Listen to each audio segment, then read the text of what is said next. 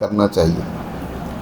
आजकल जो जो मौसम तब्दील हो रहा है तो तरह तरह के अमराज, ख़ास तौर पर बुखार, नज़ला, ज़ुकाम, खांसी, ये इस मौसम में साथ साथ वो भी बढ़ना शुरू हो जाती हैं। और बस औक़ात तो आज जैसे माली मुश्किलात हैं तो डॉक्टरों के और हॉस्पिटल में चले जाएं तो वो बड़ी मुश्किल पेश आ जाती है। कई कई दिन लग जाते हैं और जो कुछ जमा पूंजी होती है वो भी बेचारा गरीब आदमी खर्च कर बैठता है, फिर कर्ज़ा लेने पर मजबूर हो जाता है। हालांकि ये मामूली बीमारियां होती हैं जो मौसमों के साथ आती हैं और थोड़ी सी ही अगर रहनुमाई और समझ हो तो उनका इलाज घर में मौजूद बहुत सारी चीज़ों से इंसान कर सकता है।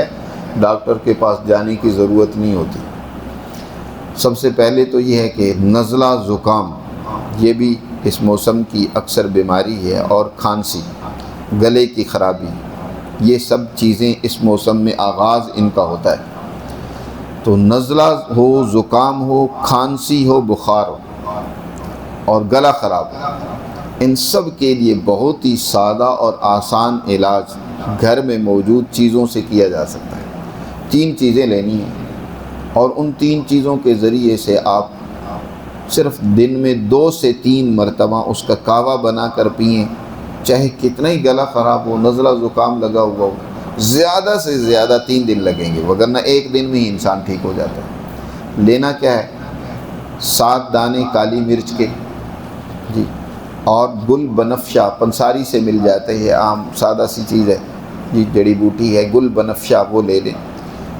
7 ग्राम वो ले लें। वैसे आप 3 दिन के एतबार से थोड़ा ज़्यादा ले लें, लेकिन एक वक़्त में 7 ग्राम की बक़दर वो डालना है। काली मिर्च थोड़ी सी दरदरी सी कर लें, कूट लें। और हल्दी साबत हो उसको भी थोड़ा सा दरदरा कर लें, नहीं तो पिसी हल्दी भी डाली जा सकती है, वो भी 7 ग्राम।